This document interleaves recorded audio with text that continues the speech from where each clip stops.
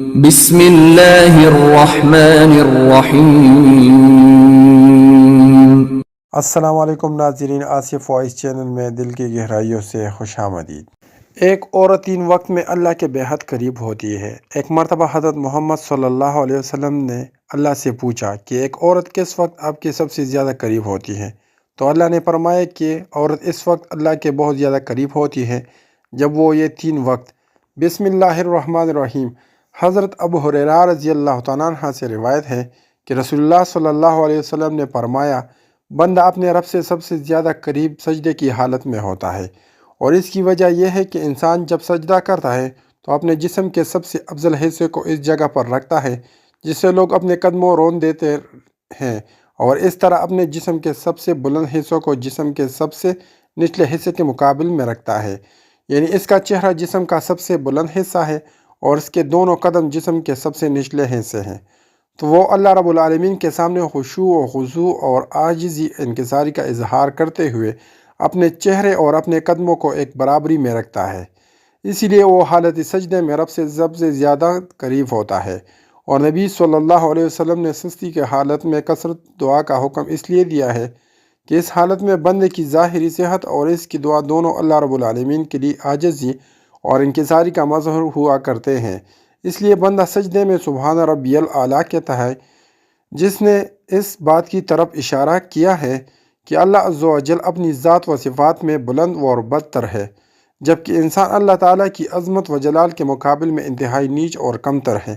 اللہ رب العزت کی صفات عالیہ میں ایک بہت نمایاں صفت اللہ کی شان رحمت ہے۔ اسماء حسنہ میں الرحمن اور رحیم دونوں اس صفت کے ترجمان ہیں، اور ان میں اللہ کی رحمت کی کثرت، عمومی تسلسل اور دوام سب کی طرف اشارہ موجود ہے۔ قرآن مجید میں سینکڑوں مقامات پر اللہ نے اپنے صفات رحمت کا ذکر کیا اور حوالہ دیا ہے۔ تمام قرآنی سورتوں کے آغاز میں جو آیات تلاوت کی جاتی ہے اور تمام اہم کاموں کا آغاز ان مبارک کلمات سے کی جانے کا حکم ہے، جس نے اللہ کے رحمان سب پر مہربان اور رحیم بہت مہربان ہونے کی صراحت ہے۔ قرآن میں مستقل ایک سورت سورہ رحمان کے نام سے موسوم ہے، جس سے قرآن کی زینت قرار دیا گیا ہے۔ اس کا آغاز بھی صفت رحمان کے ذکر سے ہوا ہے، اور پوری سورت میں ابتدا سے انتہا تک اسی صفت کی ثمرات اور نمونوں کا بیان ہے۔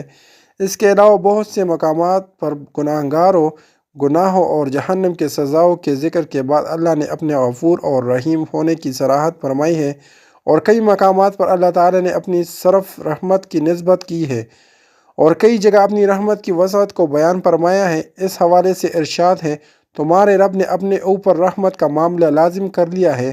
اللہ کی ایسی شان رحمت کا مظہر ہے کہ اس نے اپنے احکام سے بغاوت کرنے والوں اور گناہوں میں مبتلا افراد کو توبہ استغفار اور اپنی طرف رجوع کا حکم دیتے ہوئے انہیں نا امیدی سے نکالا ہے، اور اپنی رحمت کی امیدوں کی ڈور انہیں تھما دی ہے۔ چنانچہ فرمایا، اے میرے وہ بندو جنہوں نے اپنی جانوں پر زیادتی کر رکھی ہے، اللہ کی رحمت سے مایوس نہ ہو، یقین جانو اللہ سارے گناہوں کو معاف کر دیتا ہے، یقیناً وہ بہت بخشنے والا بڑا مہربان ہے۔ بس تم اپنے رب سے لو لگا لو، تم اللہ کی رحمت سے نا امید مت ہو جاؤ۔ واقعہ یہ ہے کہ اللہ کی رحمت بہانے ڈھونڈتی ہے، اور بسا اوقات بندوں کی بہت معمولی نیکیاں بلکہ دل سے احساس ندامت، آنکھوں کے چند قطرے اور معافی کے بول اللہ کی رحمت کو جوش دیتے ہیں، اور انہی پر اللہ کی طرف سے تمام گناہوں کی مغفرت اور جنت اور رحمت کا فیصلہ ہو جاتا ہے۔ احادیث میں جگہ جگہ ذکر آیا ہے کہ ایک بدکار عورت کو صرف پیاسے کتے کو پانی پلانے کے عمل پر اللہ کی طرف سے مغفرت عطا فرما دی گئی۔ اسی لیے آپ صلی اللہ علیہ وسلم نے ہدایت فرمائی ہے، تم کبھی کسی نیکی کام کو ہرگز حقیر اور معمولی نہ سمجھو۔ کسی نیکی کو معمولی سمجھنا اور چھوڑ دینا بے حد خطرناک بات ہے۔ بہت ممکن ہے کہ ایسے نیکی کی وجہ سے اللہ کی رحمت متوجہ ہو جائے اور بیڑا پار ہو جائے۔ نیکیوں کو معمولی قرار دے کر اسے چھوڑنے کا خیال ڈالنا شیطان کی مکارانہ تدبیر ہے۔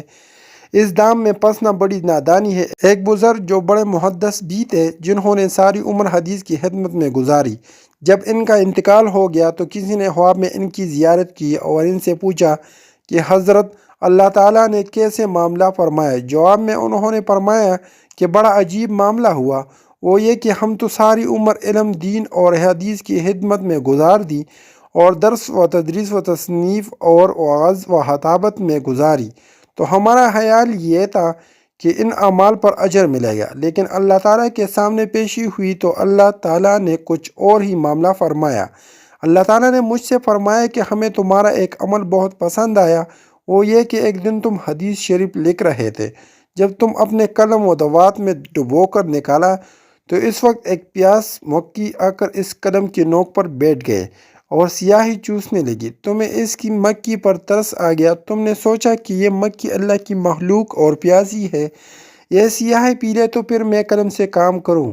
چنانچہ اتنی دیر کے لیے تم نے اپنا قلم روک لیا اور اس وقت تک قلم سے کچھ نہیں لکھا جب تک وہ مکھی اس قلم پر بیٹھ کر سیاہی چوستی رہی۔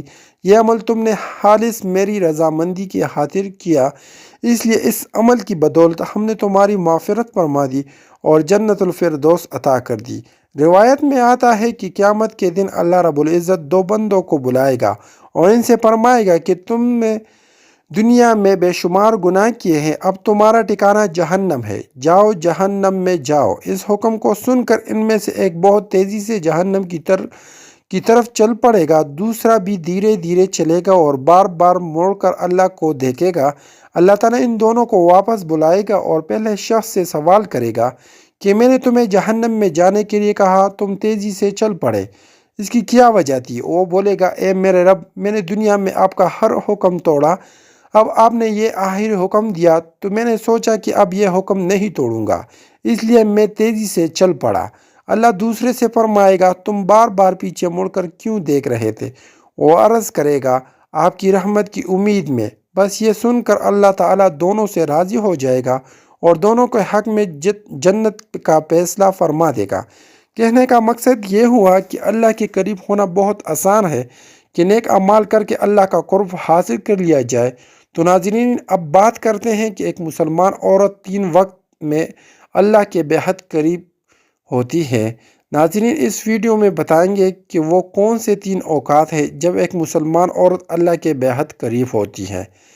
لیکن آئیے سب سے پہلے یہ جان لیتے ہیں کسی ایک نیک بخت عورت پر تہمت لگانا کیسا ہے، یعنی کسی عورت کے بارے میں ایسی جھوٹی بات کہنا کہ جو اس عورت میں نہ پائی جاتی ہو، پھر اس کی سزا کیا ہے۔ ایک مرتبہ ایک شخص حضرت علی رضی اللہ تعالیٰ عنہ سے پوچھنے لگا کہ یا علی، بتائے کہ وہ کون سا مرد ہے کہ جس کے تمام عمر کی عبادت اس کے منہ پر ماری جائے گی اور وہ بغیر حساب و کتاب کے دوزخ میں جائے گا۔ بس جیسے ہی یہ پوچھا گیا تو حضرت علی رضی اللہ تعالیٰ عنہ نے فرمایا کہ اے بندے خدا، یاد رکھنا کہ میں نے اللہ کے رسول اللہ صلی اللہ علیہ وسلم سے سنا ہے کہ جو مرد کسی عورت پر تہمت لگاتا ہے تو اللہ اس مرد کی ساری نیکیاں اس کے منہ پر دے مارتا ہے اور اللہ کے فرشتے اس پر مسلسل لعنت بھیجا کرتے ہیں اور یوں وہ دنیا میں رسوا ہو جاتا ہے اور آخرت میں کسی بھی نیکی کا صلہ نہیں پاتا۔ وہ شخص پوچھنے لگا کہ یا علی، کسی عورت پر تہمت لگانا اتنا بڑا گناہ کیسے ہے؟ تو حضرت علی رضی اللہ تعالیٰ عنہ نے ارشاد فرمایا کہ یہ شخص کسی پر تہمت لگانا یعنی کسی کی عزت کو قتل کرنا ہے۔ یاد رکھنا، یہ اللہ کے نزدیک جیسے کسی انسان کو قتل کرنا ایک بدترین گناہ ہے، ویسے ہی کسی پر تہمت لگانا اس کی عزت اور شخصیت کو قتل کر دینے کے برابر ہے۔ اس شخص کو کبھی بھی کسی پر تہمت نہ لگانا، خاص طور پر کسی عورت کے بارے میں کبھی کوئی جھوٹی بات نہ کہنا۔ ناظرین، آئیے اب جانتے ہیں کہ وہ کون سے 3 وقت ہیں جب ایک مسلمان عورت اللہ کے سب سے زیادہ قریب ہوتی ہے۔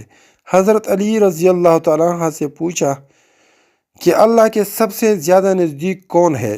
جیسے ہی یہ پوچھا گیا تو حضرت علی رضی اللہ تعالیٰ عنہ نے فرمایا، اے بندے خدا، اللہ کے سب سے زیادہ قریب وہ عورت ہے جو اللہ کے لیے نامحرم سے پردہ کرتی ہے۔ اے شخص، یاد رکھنا کہ اللہ سبحانہ و تعالیٰ نے عورت کو رحمت کا مجسمہ بنایا ہے تاکہ وہ ہر گھر کو اللہ کی رحمت سے بھر دے۔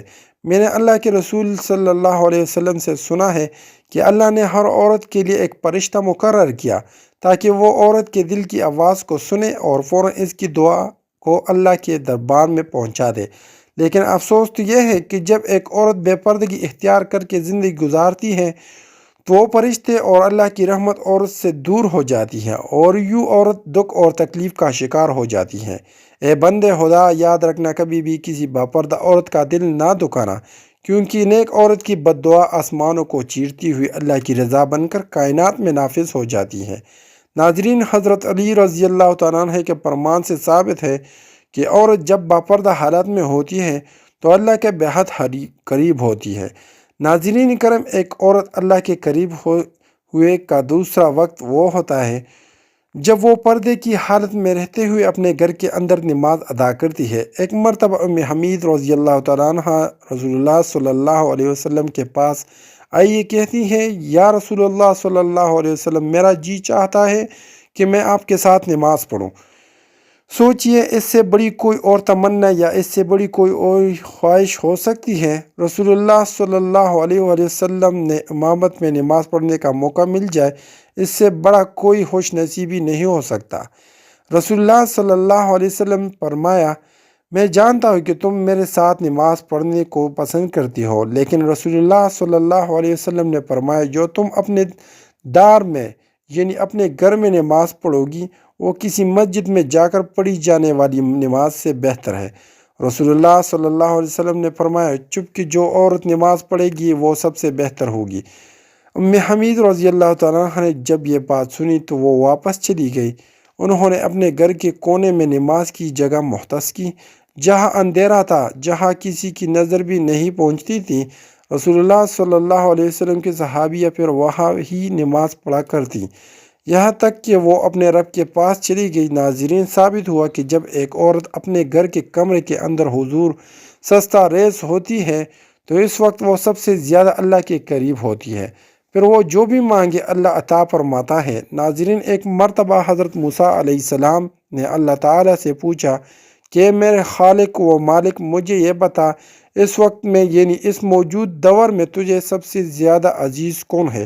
اللہ تبارک و تعالیٰ نے جواب دیا کہ اے موسیٰ، اگر دیکھنا چاہتے ہو کہ مجھے عزیز کون ہے تو جاؤ کنعان کے ایک گاؤں میں، وہاں ایک عورت رہتی ہے، اس کا نام دیال ہے، وہ اس وقت مجھے سب سے زیادہ عزیز ہے۔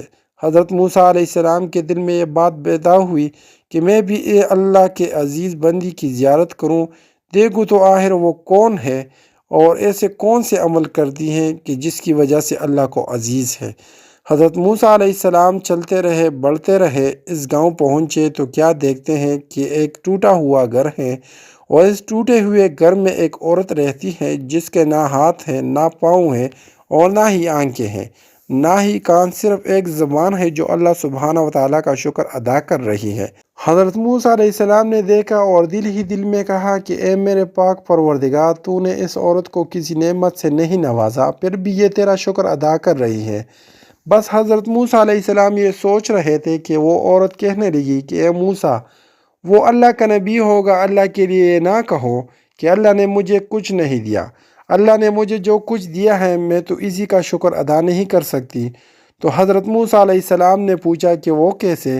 تو عورت کہنے لگی کہ اے موسیٰ، اگر اللہ مجھے قدم دیتے اور میں ان قدموں سے چل کر باہر جاتی تو یقیناً گناہ کرتی، لیکن اللہ مجھے عزیز رکھتا ہے، اس لیے ایسے تمام گناہوں سے بچا لیا۔ اگر مجھے ہاتھ دیتا تو شاید کہ میں اللہ کے مخلوق پر ظلم کرتی، تو اللہ نے مجھے ان گناہوں سے بھی بچا لیا۔ اگر آنکھیں دیتا تو شاید کہ میں نامحرموں کو دیکھتی، تو اللہ نے مجھے ان گناہوں سے بھی بچا لیا۔